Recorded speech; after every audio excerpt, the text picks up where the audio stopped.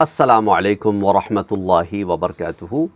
ایک بہن کا سوال آیا ہے، وہ بھی دیکھتے چلیں کہ میرے شوہر کا انتقال ہو گیا ہے، لیکن وہ کبھی کبھی شراب بھی پیتے تھے، تو اس ضمن میں آپ پلیز مجھے بتائیں۔ دیکھیں، میرے پاس اس وقت بخاری شریف ہے۔ بخاری شریف میں کتاب الجنائز جو پوری دیکھیں، پہلے بھی میں نے آپ سے یہ بات ذکر کی ہے کہ بخاری شریف ایک پورا مجموعہ ہے حدیث کا، اور اس میں پھر مختلف کتابیں ہیں چھوٹی چھوٹی، تو اسی طرح جیسا نماز کی کتاب ہے تو یہ جنازے سے متعلق احکامات کی کتاب ہے، اس لیے اس کو کتاب الجنائز کہا ہے۔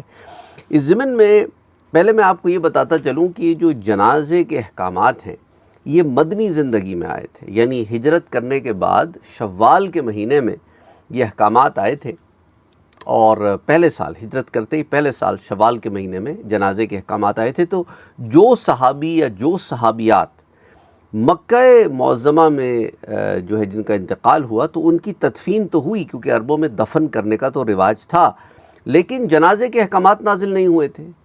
تو جس طریقے سے بھی جو معاملہ بھی رہا ہے اس سے ان کو جو ہے وہ دفنایا گیا۔ بہرحال حافظ ابن اثیر جو متوفی ہیں 630 ہجری کے، اور حافظ ابن کثیر، یہ دو الگ ہے، اثیر اور کثیر۔ حافظ ابن کثیر جو ہیں، جو متوفی ہیں، جن کا انتقال ہوا ہے 774 ہجرہ میں، انہوں نے، ان دونوں حضرات نے یہ لکھا ہے کہ حضور اکرم صلی اللہ علیہ وآلہ وسلم کے مدینہ منورہ ہجرت فرمانے کے 7 مہینے کے بعد مسلمانوں میں جو سب سے پہلے فوت ہوئے وہ تھے حضرت اسعد ابن زرارہ رضی اللہ تعالی عنہ۔ تو ان کا جب وصال ہوا، یہ اسد الغابہ میں بھی آتی ہے بات، جلد نمبر 1 صفحہ 205 پہ، اور البدایہ والنہایہ میں بھی آتی ہے جلد نمبر 2 صفحہ نمبر 262 پر۔ تو اسی طرح امام محمد بن سعد جو متوفی ہیں 230 ہجری کے، انہوں نے بھی یہ لکھا ہے کہ حضور اکرم صلی اللہ علیہ وآلہ وسلم نے حضرت اسعد ابن زرارہ کی نماز جنازہ پڑھائی، اور ان کو سب سے پہلے بقیع میں دفن کیا گیا۔ طبقات کبریٰ میں یہ آتی ہے۔ میں آپ کو ذرا یہ بیک گراؤنڈ انفارمیشن اس لیے بھی دے رہا ہوں تاکہ آپ کے علم میں اضافہ ہو۔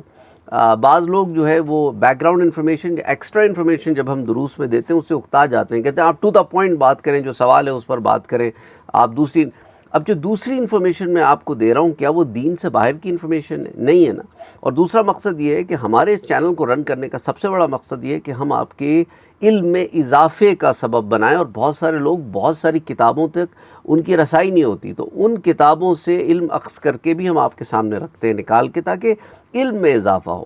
علم کا حاصل کرنا تو ہر مسلمان مرد و عورت پر فرض ہے۔ بہرحال اس ضمن میں یہ بعض تفصیلات آتی ہیں، اور حافظ ابن حجر عسقلانی رحمۃ اللہ علیہ جو متوفی ہیں 852 ہجرہ کے، آپ لکھتے ہیں کہ امام بغوی رحمۃ اللہ علیہ نے کہا کہ مجھے یہ خبر پہنچی ہے کہ ہجرت کے بعد صحابہ میں جو سب سے پہلے فوت ہوئے وہ حضرت اسعد ابن زرارہ رضی اللہ تعالیٰ عنہ تھے، اور حضور اکرم صلی اللہ علیہ وآلہ وسلم نے سب سے پہلے جس کی نماز جنازہ پڑھائی وہ یہی صحابی رسول ہیں۔ تو الاصابہ میں جلد نمبر 1 صفحہ 209 پر بھی یہ تفصیلات آتی ہیں۔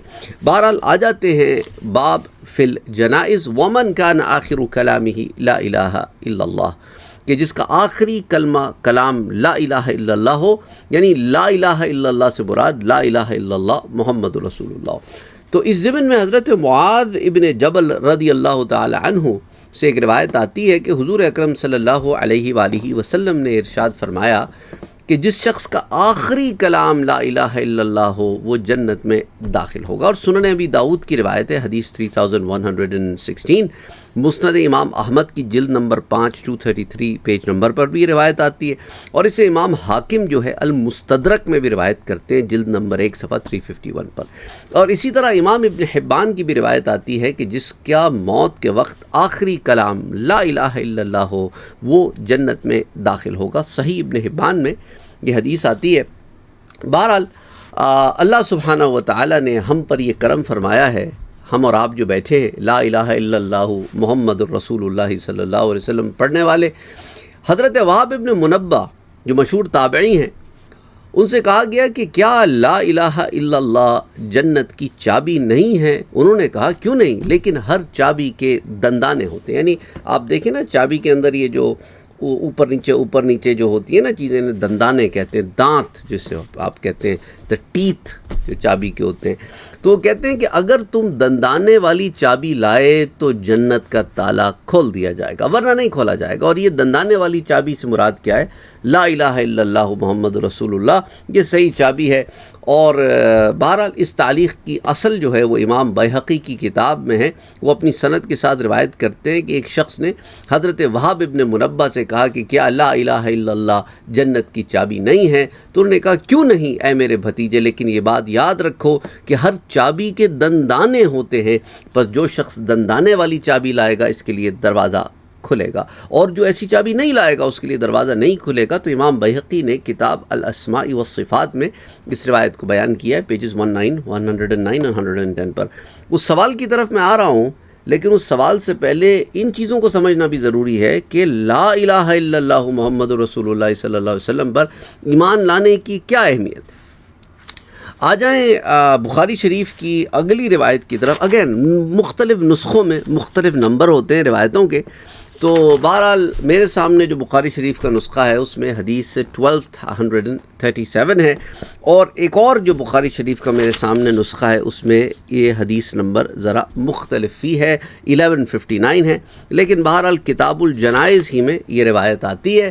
امام بخاری روایت کرتے ہیں کہ ہمیں موسیٰ بن اسماعیل نے حدیث بیان کی، اور پھر آگے پورا حضرت ابو ذر رضی اللہ تعالیٰ عنہ تک پورا ایک سلسلہ ہے جو ہے لوگوں کا جن سے روایتیں نقل کی گئی ہیں. حضرت ابو ذر رضی اللہ تعالیٰ عنہ روایت کرتے ہیں کہ حضور اکرم صلی اللہ علیہ وسلم نے فرمایا کہ میرے پاس میری رب کی طرف سے آنے والا آیا، پس اس نے مجھے خبر دی یا فرمایا مجھے بشارت دی کہ جو شخص میری امت میں سے اس حال میں مرے کہ وہ اللہ سے بالکل شرک نہیں کرتا تھا تو وہ جنت میں داخل ہوگا.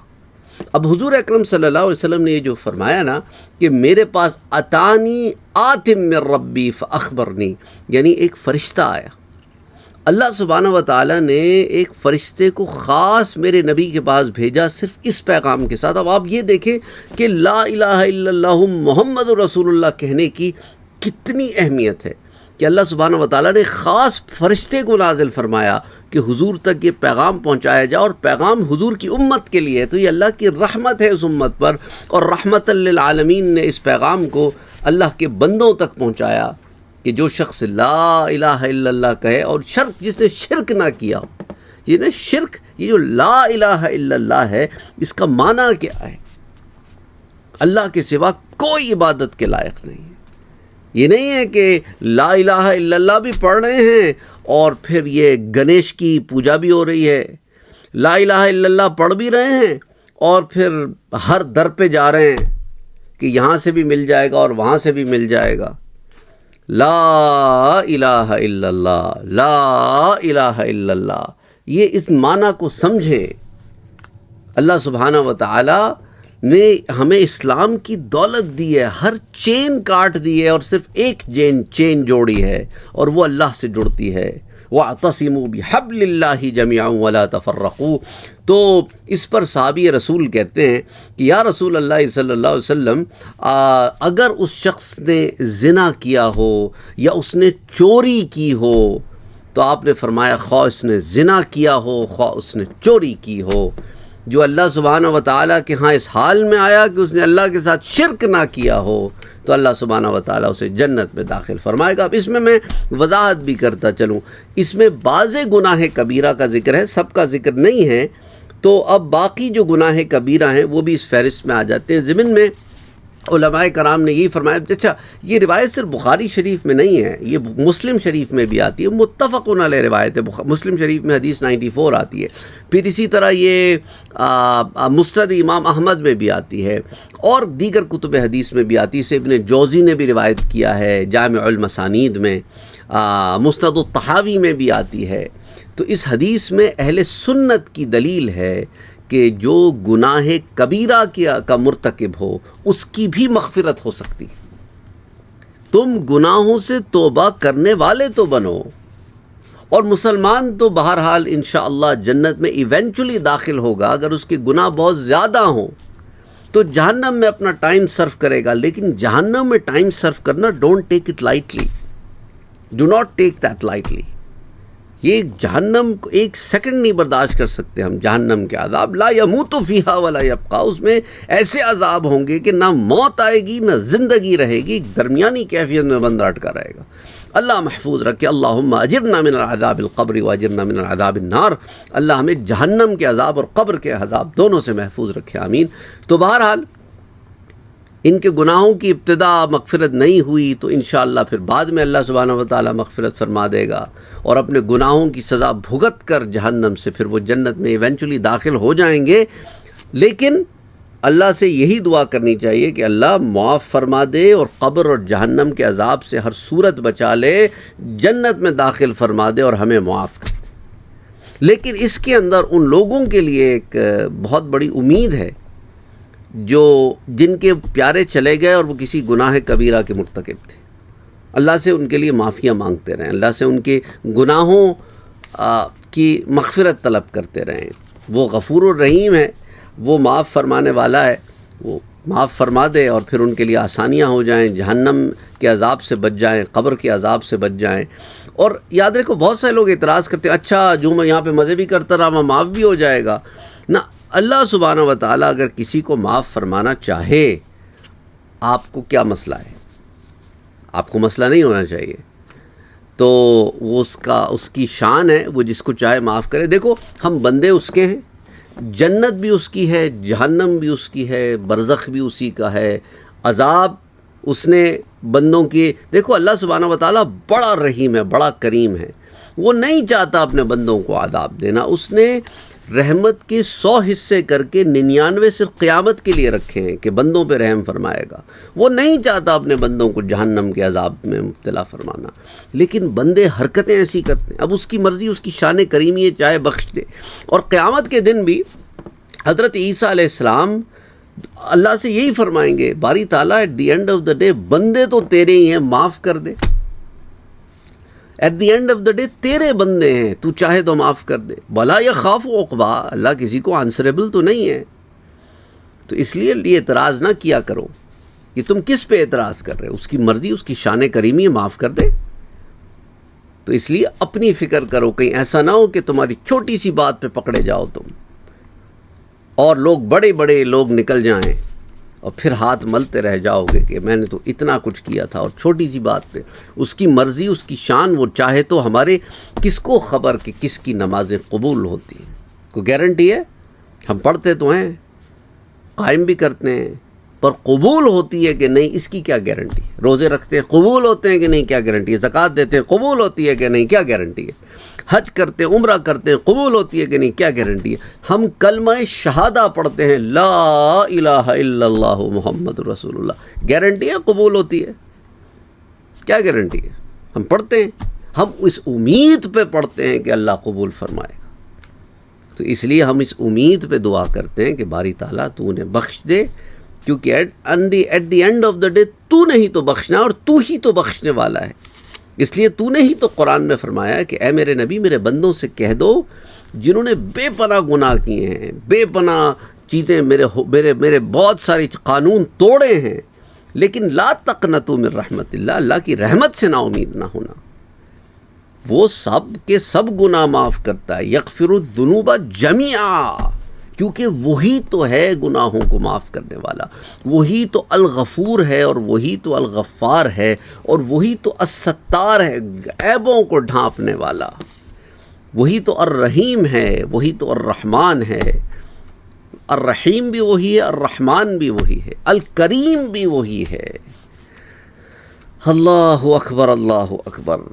تو اس لیے ہمیں اعتراضات نہیں کرنے چاہیے. اچھا، بعض لوگوں نے اس روایت کی ایک الگ تشریح کی ہے کہ یہ صحابہ نے یہ پوچھا کہ ہم سے ایام جاہلیت میں جو گناہ ہو گئے تھے، جن میں زنا تھے اور چوریاں تھیں اور یہ تھا اور وہ تھا، لیکن اکثر علماء نے اس کا یہی کہا ہے کہ نہیں، ایام جاہلیت کے بارے میں سوال نہیں کیا. وہ تو قرآن میں واضح آ گئی بات کہ وہ تو اللہ سبحانہ و تعالیٰ معاف فرما دیتا ہے، ایمان جو ہے پچھلے گناہوں کو معاف کر دیتا ہے. اور اللہ سبحانہ و تعالیٰ اگر کسی نے حقوق العباد میں کوئی مسئلے کیے ہوں اور جو ہے اس کے ہاتھ میں نہ ان چیزوں کو فکس کرنا جو پاس میں حقوق العباد میں اس نے ایمان لانے سے پہلے مسائل کیے تھے، تو اللہ سبحانہ و تعالیٰ اس کے حق میں آسانیاں فرمائے گا قیامت کے دن، اور ان لوگوں کو راضی فرمائے گا۔ جیسا اس شخص کا واقعہ آتا ہے بخاری شریف میں جس نے کئی لوگوں کو قتل کر دیا تھا، لیکن وہ چونکہ توبہ تائب ہوا اور اللہ سبحانہ و تعالیٰ نے اسے معاف فرما دیا، تو یہ مطلب نہیں ہے کہ وہ لوگوں جن کو اس نے قتل کیا تھا ان کو کچھ صلہ نہیں ملے گا، ان کے ساتھ زیادتی کا نہیں، قیامت کے دن انہیں صلہ ملے گا۔ ان کے ساتھ جو زیادتی ہوئی تھی اللہ سبحانہ و تعالیٰ اپنے پاس سے ان پر کرم فرمائے گا، خاص کرم اور رحم فرمائے گا۔ اچھا، اگر وہ کافر و مشرک تھے تو ان کے عذاب میں کمی ہو جائے گی، اور اگر ایمان والے تھے اور قتل کر دیے گئے تو جو ناحق قتل ہوتا ہے وہ ویسے بھی شہید ہوتا ہے، شہید حکمی ہوتا ہے، اللہ سبحانہ و تعالیٰ اس کی جنت میں اضافہ فرما دے گا، اس کے انعامات میں اضافہ فرما دے گا، بہرحال وہ راضی فرمائے گا۔ اللہ اکبر۔ اور کون اس بات سے راضی نہ ہو قیامت کے دن کہ جب اسے یہ پروانہ مل جائے کہ تم جنت میں جاؤ گے اور بغیر عذاب کے جاؤ گے۔ بہرحال اللہ سبحانہ و تعالیٰ سب کے لیے آسانیاں فرمائے، آمین۔ تو حضرت عمر ابن حفص بیان کرتے ہیں کہ ان سے میرے والد نے حدیث بیان کی، اور ان سے عامش نے، اور پھر حضرت عبداللہ ابن مسعود رضی اللہ تعالیٰ عنہ نے بیان کی کہ حضور صلی اللہ علیہ وآلہ وسلم نے فرمایا کہ جو شخص اس حال میں مرا کہ اللہ کا شریک ٹھہراتا تھا تو وہ جہنم میں جائے گا، اور میں یہ کہتا ہوں کہ جو اس حال میں مرا کہ اللہ کا کوئی شریک نہ ٹھہراتا ہو تو وہ جنت میں جائے گا۔ تو یہ روایت بھی بالکل واضح ہے ضمن میں حضرت عبداللہ ابن مسعود رضی اللہ تعالیٰ عنہ کی، اور یہ روایت جو ہے یہ صرف صحیح البخاری میں نہیں آتی، صحیح ابن حبان میں بھی آتی ہے، حدیث 251، پھر حلیۃ الاولیاء میں بھی آتی ہے جلد 4 صفحہ 348 پر، پھر مسند امام احمد میں بھی آتی ہے جلد نمبر 1 میں، اور پھر جلد نمبر 6 میں بھی امام احمد اسے مسند امام احمد میں روایت کرتے ہیں۔ بہرحال اس یہ روایات میں سمجھتا ہوں کہ آپ کے 15-20 منٹ جتنے بھی آپ کے ساتھ کچھ وقت گزارنے کا موقع ملا 2-4 روز کے بعد، تو امید کرتا ہوں کہ اس سے آپ کے علم میں اضافہ ہوا ہوگا۔ وما علینا الا البلاغ۔